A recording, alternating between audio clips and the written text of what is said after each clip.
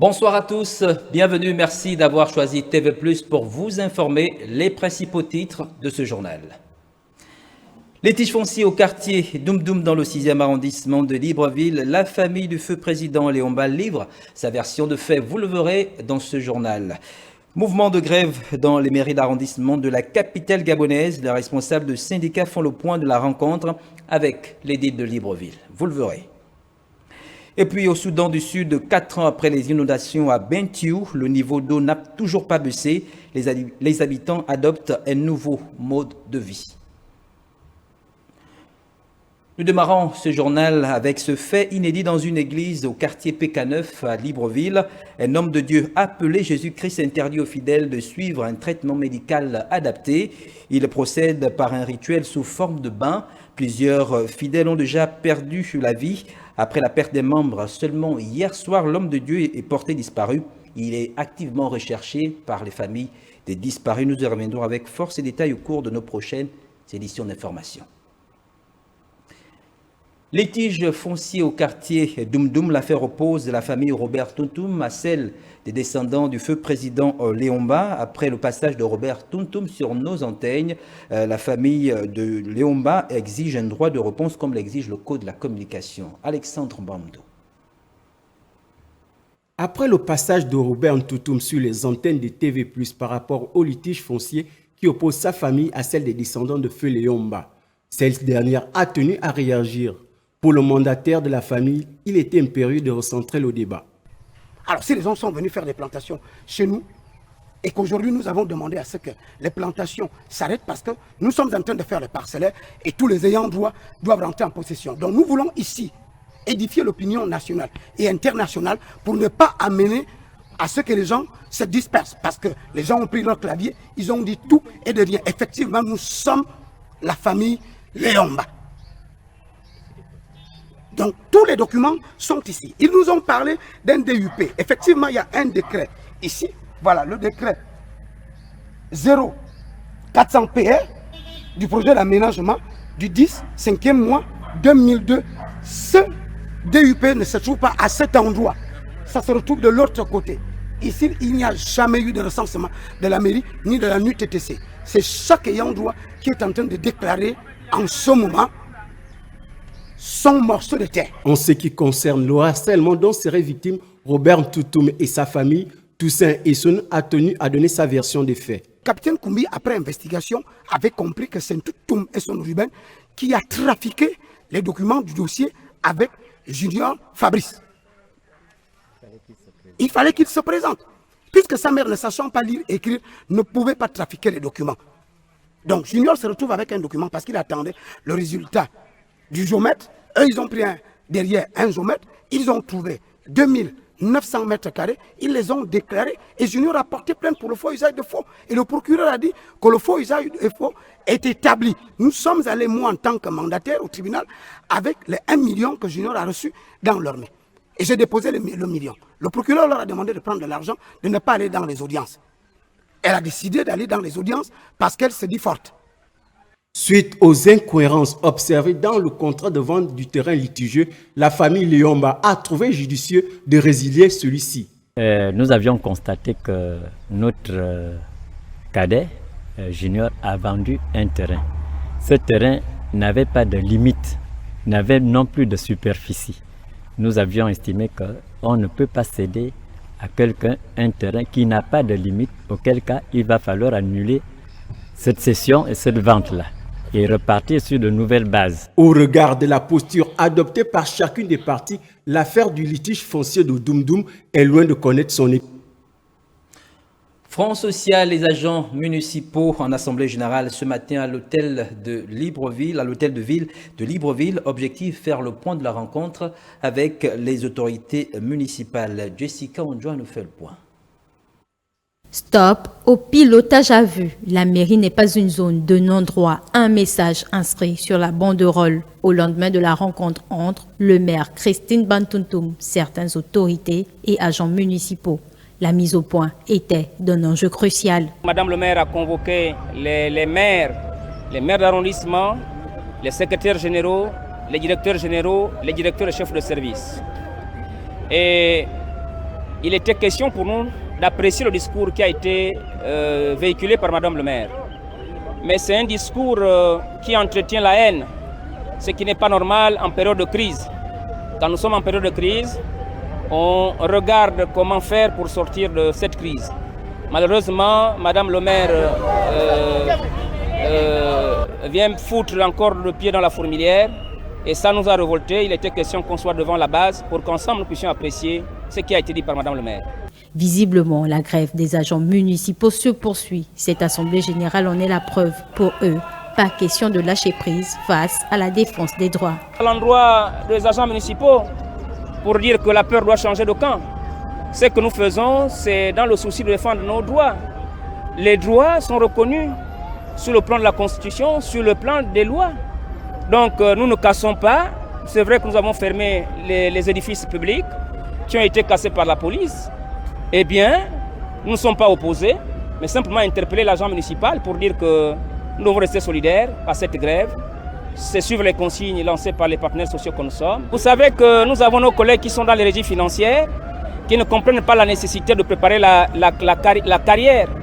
La carrière ne se prépare pas en allant faire l'extorsion de fonds auprès des commerçants. Parce qu'il est hors de question que nous soyons en grève pour le bien de tous et il y a des petits voyous qui contournent la difficulté pour aller faire l'extorsion de fonds. La grève des mairies de la commune de Libreville est sans omettre l'extorsion de fonds dénoncée très souvent. La sensibilisation est de mise dans les marchés de la capitale gabonaise. En religion, dans quelques jours, la communauté chrétienne du monde entier va célébrer la fête de Pâques, un événement qui marque la délivrance du peuple juif resté plus de 400 ans en esclavage en Égypte. Maya Medza revient sur l'histoire de cet événement.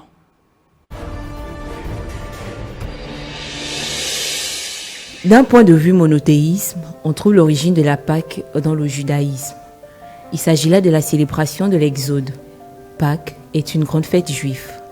En hébreu, Pessar veut dire passage. Cette fête commémore la traversée de la mer Rouge, signe de la libération des Hébreux, esclaves en Égypte au IIIe siècle avant Jésus-Christ.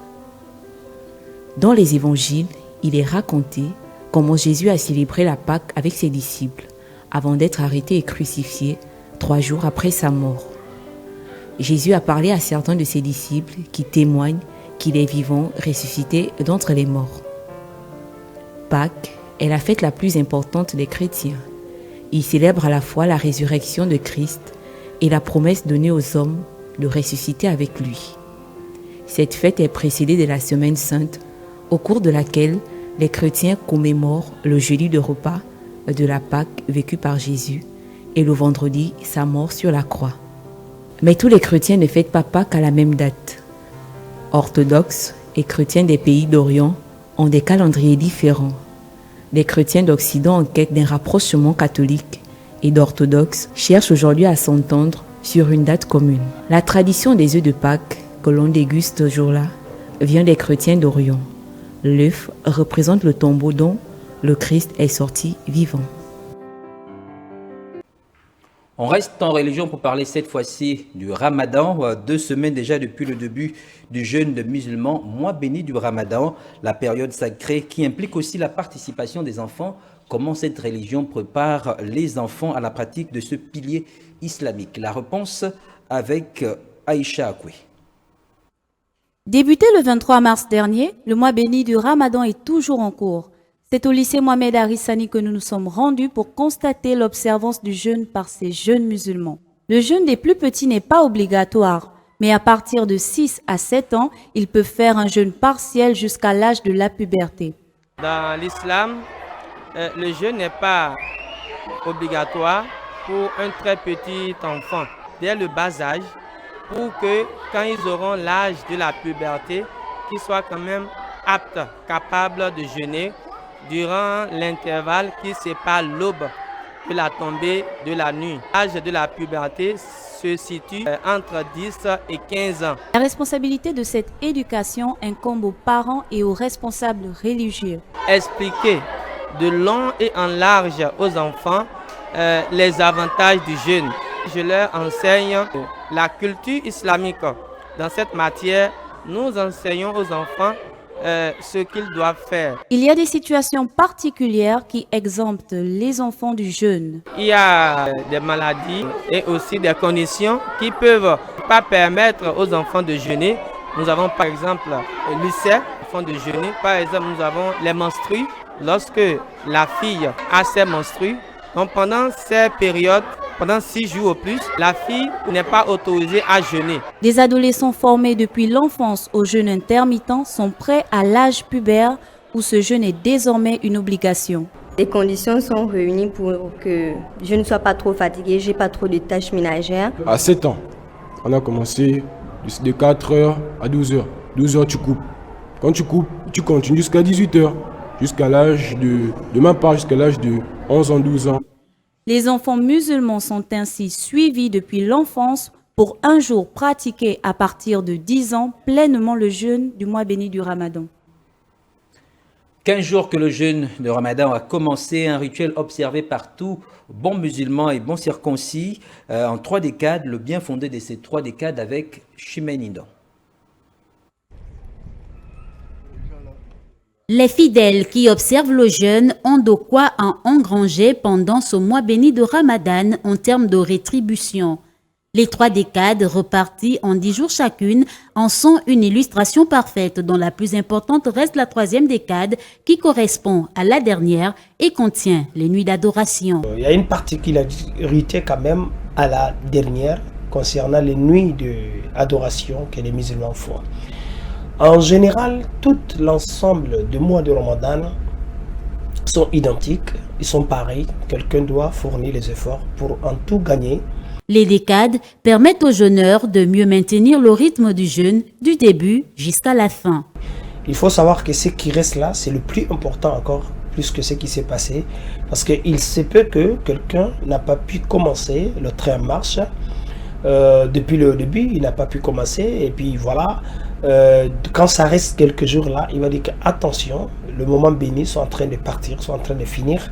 Pourquoi ne pas réattacher encore la ceinture? En guise de référence, un verset de la sourate dit ceci. Il y a une référence générale pour tout le Ramadan, quand Allah dit Shahru Ramadan alladhi unzila fihi al-Qur'an hudan lin-nasi wa bayyinatin min al-huda wal-furqan. Ici, il n'a pas donné une particularité à une quelconque décade. Selon un hadith du prophète, la première décade est qualifiée de décade de miséricorde, la deuxième est placée sous le signe du pardon et la 3e décade est vue comme synonyme de l'affranchissement du feu de l'enfer. Fin des opérations de recherche en mer de victimes du naufrage du navire ferry Esther Miracle. Le Premier ministre Alain-Claude Billy-Binzé s'est rendu à la Croix-Rouge expliquer les raisons de cet arrêt aux familles des victimes et aux différents rescapés sur place. Chimène. Près d'un mois après le naufrage survenu au large des côtes de Libreville, le gouvernement a mis un terme aux opérations de recherche des corps des victimes du naufrage du bateau Esther Miracle.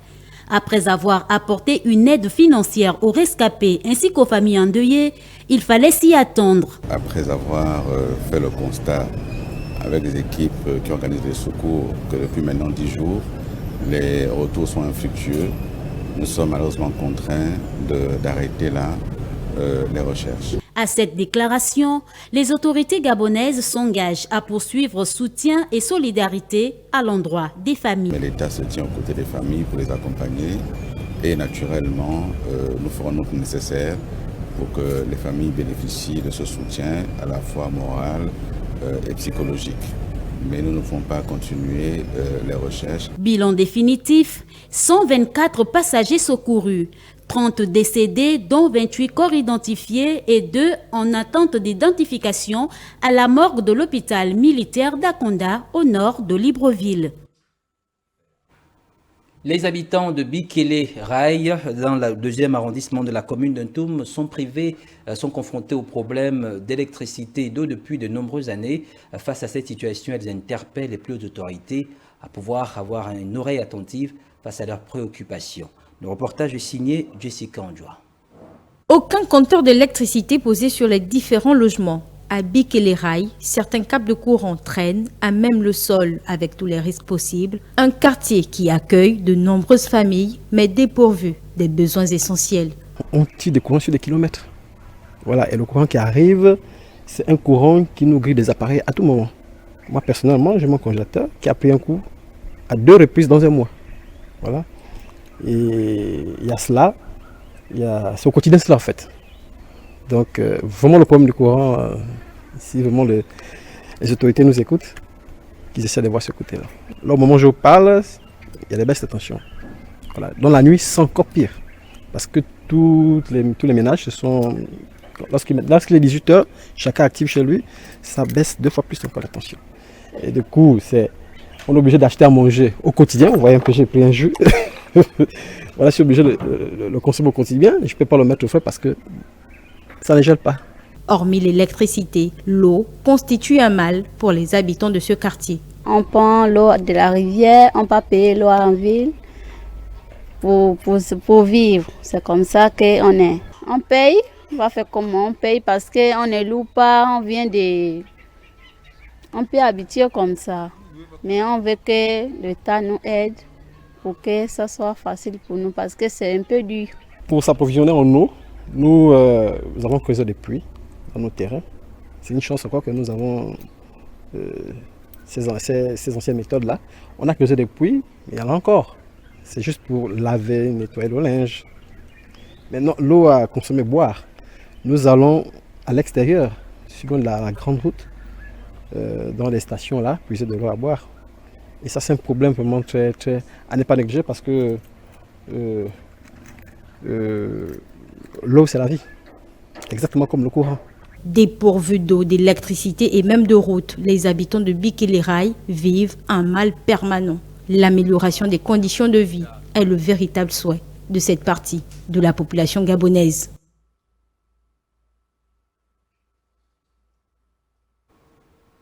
L'actualité à l'intérieur du pays, à Mouila, dans la province de Langounié, le maire de la ville, Richard Désiré Mamouaka Mombo, s'est entretenu avec les occupants du marché municipal dans le cadre de la régulation foncière du patrimoine. De précision dans ce récit de Maya Meda sur les images de notre correspondant sur place.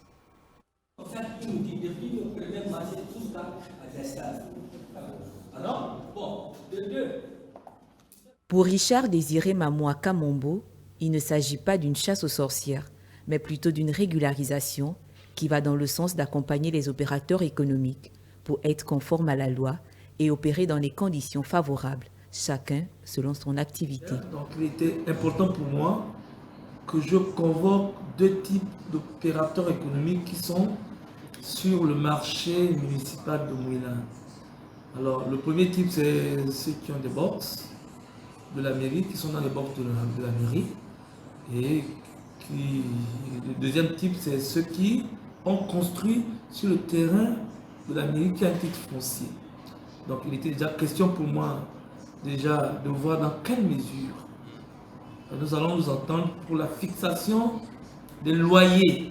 En effet, depuis plusieurs années, certains opérateurs économiques occupaient cet espace de façon anarchique et sans documents légaux. Je suis très satisfait de la qualité d'échange parce que nous tous nous avions peur par cette réunion, mais nous avons été très surpris de la qualité de la réunion. Monsieur le maire nous a édifié parce que nous avions depuis un certain temps travaillé dans la commune de Mouila dans une situation très illégale.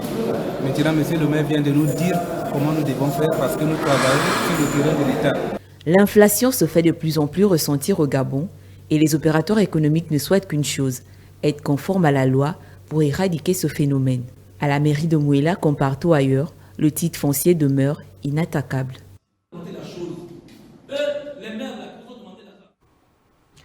À Franceville, éthique et déontologie de la profession enseignante, c'est le thème qui a retenu l'attention des élèves et autres visiteurs aux journées portes ouvertes du lycée technologique de Lekoni dans la province du Haut-Ogooué. Wilson Wobakassa, notre correspondant, nous en dit plus. C'est en marge de la tenue du 10 au 11 mars dernier du premier salon des métiers organisé à Libreville que la direction du lycée technologique de Lekoni a bien voulu ouvrir ses portes au public. Un programme qui a démarré par cette conférence débat sur le thème éthique et déontologie de la profession enseignante. L'enseignement professionnel se développe avec l'enseignant. C'est pourquoi nous avons pensé qu'il était judicieux, il était de bonne loi d'adjoindre à cette journée porte ouverte la célébration de la journée de l'enseignant en différé. Et cette journée porte ouverte a débuté avec une conférence axée sur un thème, l'éthique et la déontologie. Un thème qui était plus que nécessaire au regard de certaines bavures très souvent observées auprès de nombreux enseignants. Ces deux mots, la déontologie et l'éthique, il faudrait que nous, enseignants, nous approprions ces mots. Il faudrait que nous sachions exactement ce que nous devons faire dans les salles de classe. Au vu de certains constats faits au niveau de nos établissements, il était important que nous puissions s'entretenir avec les enseignants, que nous puissions échanger sur cette thématique afin d'amener les enseignants à changer le paradigme, à améliorer les pratiques enseignantes. Donc l'objectif c'était vraiment d'amener les enseignants à s'approprier même l'importance des textes qui régissent le fonctionnement de ce métier. Notons que cette deuxième édition des Journées Portes Ouvertes a en outre permis au public de s'imprégner non seulement sur les éventuelles offres de formation, mais aussi des efforts du gouvernement dans l'amélioration des conditions d'apprentissage des apprenants de cette structure pédagogique à caractère technique créée en février 2010. L'actualité hors de nos frontières, à présent au Soudan du Sud, 4 ans après les inondations à Bentiu, dans une région du pays, le niveau d'eau n'a toujours pas baissé. Les habitants ont adopté un nouveau mode de vie. Leslie Nanaka, pour le... De la jacinthe, devenue le principal combustible de cuisson. Depuis les inondations, ça a détruit la forêt qui était la source du bois de chauffage que nous allions chercher et du charbon que nous brûlions. C'est alors qu'on nous a présenté le charbon de jacinthe qui est une meilleure option. Cette plante apparaît comme la solution pour ces populations, en majorité pauvres, n'ayant pas les moyens de s'acheter du gaz ou encore du charbon de bois. Et surtout, que la tâche périlleuse et dangereuse de ramassage de bois est dédiée aux femmes. La collecte de bois de chauffage a eu beaucoup de conséquences. Parfois, le bois et l'épine peuvent vous piquer et quelque chose peut même vous mordre dans la forêt. Vous ne pouvez pas le comparer au ramassage des jacinthes d'eau que vous traitez en étant assis à un endroit et que vous cuisinez au même endroit où vous êtes assis. Pour une meilleure production, des projets ont été lancés autour de la fabrication de ces briques. Le PAM a lancé un projet dans lequel nous utilisons l'envahissante jacinthe d'eau qui coupe les voies navigables pour fabriquer un type de combustible de cuisson afin de réduire les consommations de charbon de bois. Maintenant, ces choses sont essentielles pour l'avenir, car cela aidera les familles à vivre avec les eaux de crue qu'elles trouvent maintenant autour de leur communauté. Selon des experts, il faudrait attendre des années pour que la situation redevienne normale. En sport, première journée du championnat national de football féminin s'est jouée hier au stade Augustin Moneda de Siban, une rencontre qui opposait le Vautour Club contre l'Atlético Akanda. Les deux équipes se neutralisent sur le score de 1 but partout. Jeremy Goma pour le résumé. La première journée du championnat national de football féminin s'est poursuivie hier au stade Augustin Moneda de Siban. Un match opposant les policières de Vautour Club face à l'Atlético Akanda. Une rencontre qui aura tenu toutes ses promesses car les Akandaises se sont révélées très vite dans cette première période du match en dominant de façon outrageuse leur adversaire du jour. C'est au bout d'une action pleinement exécutée, Shana Mingongo ouvre le score à la 43e minute d'une frappe qui trompe la gardienne de Vautour. 0 but contre 1, les Akandaises peuvent exprimer leur joie. Ce sera le score à la pause. Au retour des vestiaires, il est clair que le coach de Vautour, Ted Zuobam, a véhiculé un message poussif dans l'optique de galvaniser ses troupes. Ce qui aura permis aux joueuses de tout donner et sur une action parfaitement jouée en solitaire par la meneuse de jeu Célestine Monga qui égalise à la 86e minute de jeu sur une frappe qui laisse la gardienne akandaise stoïque. Un but partout, le score ne changera plus jusqu'à l'issue de la rencontre. L'Atlético Akanda peut bien nourrir des regrets car ce match nul ne rentrait pas forcément dans leurs prérogatives avant la rencontre. Le football, c'est tous les scénarios possibles. Juste un petit sentiment de regret parce qu'il y avait bien de la place pour aller gagner ce match. Malheureusement, les filles ont un peu péché dans la finition. Il y a un petit sentiment de satisfaction. c'était difficile dès le début, il faut le reconnaître, que l'équipe de l'Atlético Akanda était une très bonne équipe. On avait des difficultés dès le début, mais avec le temps, en deuxième mi-temps, déjà qu'on a beaucoup raté et puis on a su réagir. Je félicite vraiment mes filles par rapport à cette réaction. La préparation a été de courte durée, mais les joueuses de Vautour ont fait l'essentiel. Bon, d'abord, je suis très satisfaite du score parce qu'on sort d'un tournoi très compliqué, pas eu de temps de repos, à peine 2 jours. On nous annonce qu'on doit jouer D1, c'était pas facile. Il faudra une remise en cause côté Akandé afin de respecter les objectifs fixés au préalable. Ça peut arriver en fait, sauf qu'on n'a pas fait preuve de réalisme devant les poteaux et voilà, on a lâché la garde et on a encaissé, c'est tout à fait normal. Mais tout ce que je pourrais vous dire, c'est qu'on va revenir bien plus fort qu'aujourd'hui. Une première journée qui aura présenté un niveau appréciable, même si on note beaucoup de pauses, mais ça se comprend car il s'agit seulement de la première journée de ce championnat. Le niveau va devoir monter progressivement. Ainsi s'achève cette édition d'information préparée par l'ensemble de la rédaction. Merci de votre aimable attention. Je vous retrouve demain lorsqu'il sera 20h. Bonne suite de programme sur TV+. Prenez soin de vous. Au revoir.